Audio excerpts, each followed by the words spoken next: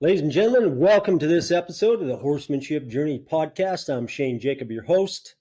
Horsemanship Journey is on the road today in Idaho Falls. Wanted to talk a little bit about today, about wanting to do a podcast about the subject of intention, living with intention, being intentional. I listened to maybe a lot of you have heard of Earl Nightingale and his the Strangest Secret. Earl Nightingale and the Strangest Secret. Earl Nightingale was one of the pioneers, one of the leaders of personal development, of the whole kind of idea and concept and movement of personal development. And he gave a speech, or he had a program called the Strangest Secret, and I think that he released that. I think that he gave that talk in 1968. That was about 56 years. That was quite a while back, I would know. In that talk, he said, I listened to it again recently. I've heard it several times. It's not very long. And I heard him say that it's really easy to be in this life, to get by. And he's like, you can get a job and make a living, and then you end up mediocre, you end up broke or whatever, but you can get by and you can go through this world, and it's pretty easy, was his point. And I thought, man, sometimes it doesn't seem too easy. And then I thought about it a little bit further, and I thought about his point that, it doesn't take a whole bunch of brain effort really just to survive. I think there's a lot of truth in that. I've come to realize that living with intention is optional, okay? Because it's just not required. You don't have to have it that way. So, our brains are set up to where, really comfort is the default. Our brain, our natural state of our brain, our natural inclination is that we want to seek pleasure, avoid pain, stay efficient, stay unnoticed. And why would we want to do more anyway? I mean, who's got anything against seeking pleasure and avoiding pain? I'm not all that fond of pain. A lot of the time, I'll come back to that, but to stay efficient and unnoticed, and it all sounds really good, And the thing of it is if it is good, then why do we even care about even doing more? And I think that really, nobody really likes to say that we're just going to hang out in our comfort zone, because it doesn't sound good. It's not a really popular course. We don't want to advertise that we're just, what you doing today? Oh, I'm just living in my comfort zone, because I think we put a negative thought when you say comfort zone. But I mean, if you don't think about it, if you're not intentional, you may not have the wherewithal. You might not know. You need a reason, right? We need a reason to get out of comfort, to get out of this seeking pleasure, and to do something. So what's the reason? Why would we not want to live in our comfort zone? Besides, it doesn't sound good to some people. Okay? Why would we even want to? And when I think about this, besides the fact that we don't want to say it, I mean, why would we? Right? Are we really becoming all that we're capable of? No, probably not. We can say that we're definitely not. Are we going to reach our potential? I don't know. Probably not. Do we care if we reach our potential? I mean, why would we want to wake up and seize the day? Attack the day, carpe diem. Why would we want to when we don't need to? And I think one of the things that's, I don't know, I haven't needed to create the desire to do more than above average, to be more than, none of us want to say that we're mediocre either, but really, then what's driving us? I don't know. One of the things, maybe it helps that, all that we're capable of to the people we love. Okay. Because if you're just going to hang out and live in the comfort zone and let your brain do its default, the answer is you're not. Okay. So if that makes a difference to you, then maybe you would want to move out of it. I think I heard once, let me see if I can get this. Russell M. Nelson said that the natural yearnings of our heart for eternal progression is divinely instilled. Not that's close to the quote, but basically what he's saying, that we have divinely been given an inclination to pursue more. Okay. And I think most of us have that a little bit. We just don't know why, and it's easier not to. So I'm giving some ideas to contemplate, such as, are we, how can we, or we cannot give all that we can to the people we love unless we're going to do more. We can't make a significant contribution to the world, make our own individual significant contribution to the world. And you know what? I believe you, and I believe and I believe everyone can make a significant contribution to the world. You know, you might not think you can. Maybe you don't. I don't know. But if you don't, I'm here to tell you can. You can make a significant contribution to the world if you choose to, and if you live on purpose. You know, and I'm here to tell you you're worth it. You are worth it. No one is more important than you. No one is less important than you, but nobody either. But nobody is more important than you, and nobody can make a more significant contribution than you're capable of. I believe that at my core. What about riding and working with horses? Let me tell you something. I used to ride around quite a bit, and I learned a lot about horses in life. I learned the most about horses from this one individual, and I've ridden with a lot of people. I've taken a lot of lessons. I've taken hundreds and hundreds of lessons. I've ridden, been to clinics for 30 years, more, 30 years at least. And the person I spent the most time with was Rick Steed. And we were riding around one day, and I was taking a lesson. And there was a group of people. There was a group of people a lot of times when we'd be taking lessons, and I still do. Matter of fact, I went to one of Rick's clinics just last year. Anyway, we were riding around one time quite a while back, and he stopped me. He said, "Stop your horse." I stopped my horse. I looked over at Rick, and he says, "What are you doing?" And I was like, well, riding around. He's like, "What exactly are you trying to accomplish, and what are you communicating to your horse?" And I was just like, I was a little bit taken aback because, really, I didn't have an answer. My answer was, I don't know. And he says, "Yeah, you don't know, and neither does your horse. Your horse doesn't have a damn clue either." Okay, so you're not moving towards your result. First of all, maybe you want to contemplate having a result and then working to that end. And so Rick helped me in organizing rides and coming up with a system of organizing rides to ride with intention. And it was an incredible thing that I've formed into a habit with horses that has an incredible result.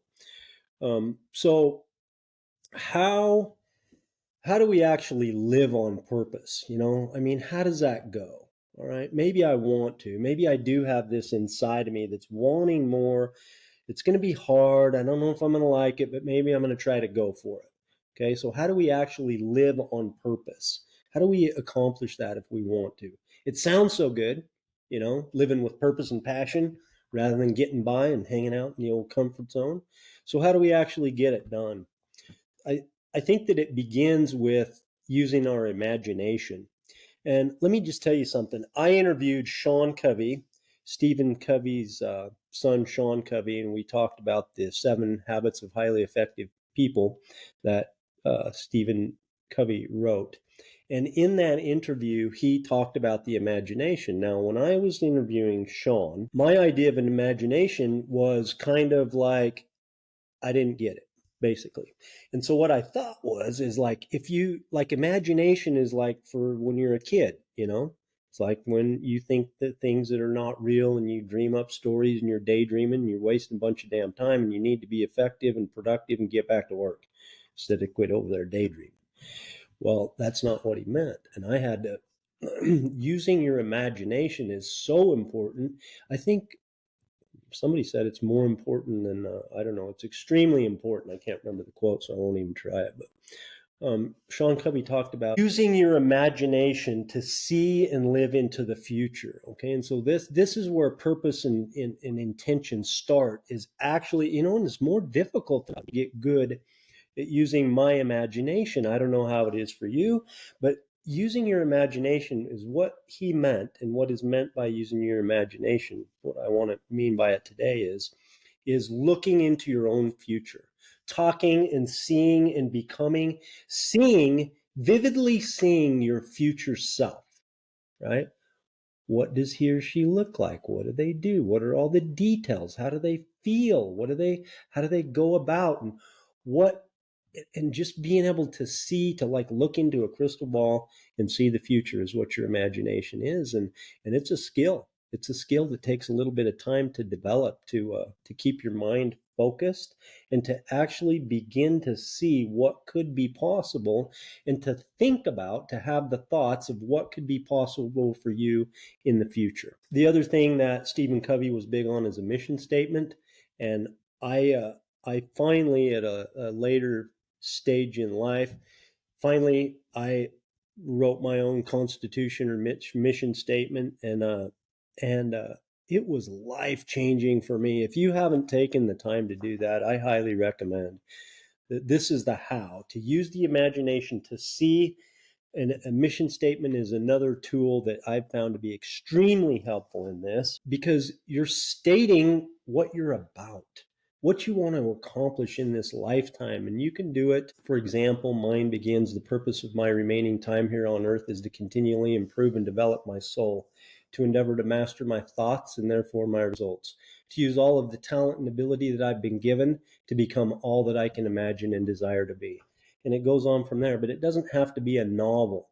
Okay. This is just an idea, a constitution, a guiding principles that guide your life. So just taking the time is part of intention to decide what you're going to be about for between now. It doesn't matter. It doesn't matter if you're 94, 84, or 14. It doesn't matter where you're at in your journey.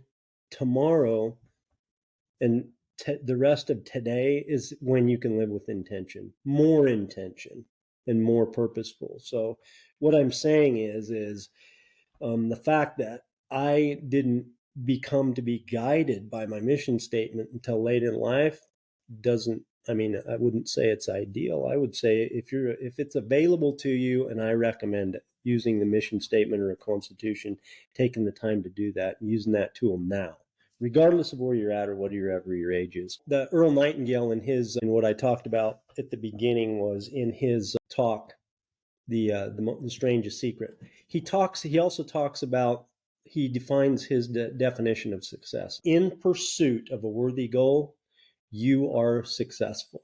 Okay. And basically goals are the measure of our intentionality, right? If we don't have goals, if we don't have a mission statement, then if we don't know where we're going, how are we going to get there? If we don't, we're just wandering around in life's maze. I did a podcast this morning and it was Avoid the Maze, Avoid the Confusion is what the title of the podcast is called, Avoid the Maze, that I was on. And when we're kind of in a maze, and how can we clearly define where we're going and get there if we don't have goals? They measure our intentionality. So taking the time to actually have goals, to have stated written goals, is the next tool. And then here's a big one. Okay. We're talking about goals and we're talking about imagination. We're talking about a mission statement, but how about this? Okay. The habit of consistently reviewing your progress. Okay. Forming a habit of consistently reviewing where you're at. I've decided where I'm going. Now I'm off. And then, a lot of times, just like the New Year's resolutions, we make all the goals and we do that. And by the way, there is credit. You should take credit for what you have done, right? Just doing that, you've already done more than what a lot of people do as far as in living your life on purpose. But then a lot of times that we don't follow through because we haven't formed the habit of consistently reviewing our progress. Why? A lot of times one of the reasons is we just get busy, we forget, and we move out of intention. We let life happen to us instead of making our life happen, designing our life. I always liked that phrase when I heard design your life. Goals, to me, they sound hard too. It's like, goals. It's like, what if I don't, they sound like a lot of work, to do a goal, and you got to write it down and everything and then read it out loud and all that. But, designing your life, that that was it for me, because it's the same thing and it just sounds better. And I was all about, I want to design my life, whatever it is for you. I would suggest that goals and designing your life is the same, however you want to say it. But we get the chance. I mean, we get the opportunity to put it together however we want. And so why wouldn't we? Why wouldn't we? But back to why don't we consistently review the progress? Maybe a lot of times the reason is, well, one of the reasons that we don't consistently review the progress, yeah, we get busy and we didn't do it. And so then we just like, I don't even want to think about it. We think about it, we keep pushing it aside. And so I would suggest, this is a big thing, okay? I would suggest that when you make a commitment to yourself, that you are serious about getting it done, that you're serious about getting it done. Okay. Even if you don't know if you can achieve it, I would at least make a commitment to yourself that you intend to keep. If you're going to go to the effort to write down a mission statement or write down a goal, my suggestion is to make it serious. Like, I'm going for it all. Because when you don't, and when you push it aside, when you don't keep your promises to yourself, now that doesn't mean that you're going to achieve every goal that you get to. Okay, remember, because I agree with Earl Nightingale that it's the success is the pursuit of your worthy goals, okay, of whatever they are. Because if you make the goal and you attempt, as long as you're out there and as long as you're still going after it, you're keeping your promise to yourself. It's important to keep the promises to ourselves, and when none of us are perfect at it, sometimes I kind of suck at it, really. But a lot of the time I'm getting better at it, and I'm telling you, I want to trust me, okay? And I think you want to trust you. I know you want to trust you. If you don't know, I'm telling you, you want to trust you. You want to be trustworthy to yourself. And it influences how you act and how you move towards your goals, and it influences how you feel about yourself and who you believe that you are and how much faith and belief that you have in yourself. So I'm telling you that I would recommend that when you do a mission statement and your goals, that you really think about them and be serious about them. And then when you're done, that you commit to moving towards them, okay, instead of just letting them go. And then that you form the habit. And it's going to take a little while, and you might not get it every time. It may take some. You form the habit. I didn't finish that sentence. Form the habit of consistently reviewing your progress. I've worked on this one day a week, myself and my wife, and we look at where we're at and where we're going. And we try to look at not only where we're going tomorrow, but where we're going for in the future between now and the end of our life. We're trying to map that out piece by piece.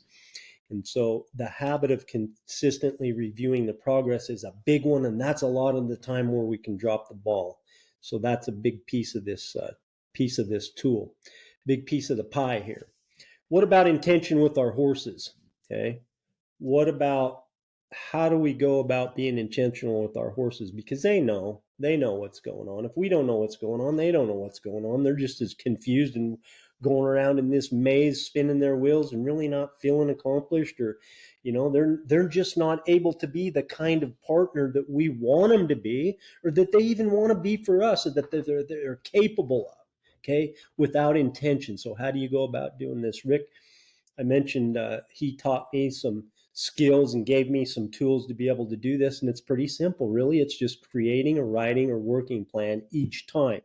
Okay. So before I put my foot in the stirrup, I can say out loud exactly what I'm going to do. If I'm working on schooling a horse, or even if I'm going to go for just a pleasure ride or whatever, before I step on, I have a plan in my mind, and it's so clear that I can say it out loud. And a lot of time, most of the time, I say it out loud so that I'm clear on it, right? Because if you can say it out loud, then you have clarity for yourself in it, and then you can transmit that to your horse. So what does that look like?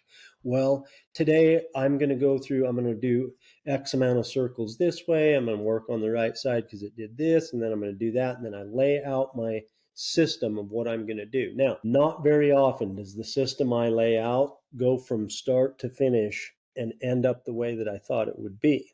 So I have to have inside of each one of my rides and works with my horses I have built in a stop and evaluate. Same. I have the habit of consistently reviewing my progress because I'm in this with the relationship with the horse and I can influence him, but he has his own free will. So he may not follow exactly my plan, right?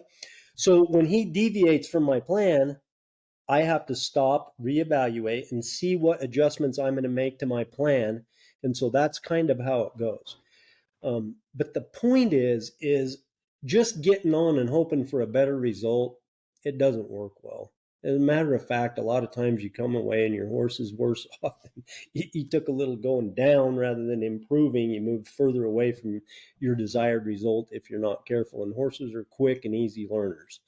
You know what I'm saying? If you teach them something wrong, they'll pick up on it in no time. And we can do that if we're not riding with intention. We really can. It's very simple to create bad habits with horses. So I recommend creating a riding plan. It doesn't have to be big and complex, and it doesn't have to be this big old spreadsheet that takes you a half hour to go through. What I'm saying is just do it. If you're going to do it on purpose and know what you're doing. And if you can say it out loud, then you know what you're doing. You set priorities inside of it of what the most important thing is. I do that with I'm riding. Am I working on where his feet go? Am I working on his suppleness? What is the most important part of this? And then the big thing is like I said, is to stop and evaluate as things change and as things progress on a consistent basis of forming that habit. So, here's the deal, guys. I appreciate you being with me because I think that something is inside of you that wants more, that wants to get up and attack the day, that believes that it's life versus you and that you can be better and do better every day, And the thing of it is today is the only day that you and I are going to get. This is the only matter of fact chance at this life we're going to get. So between now and the end of the day and now the end of this life, let's live it on purpose. And remember, don't ever stop chasing it.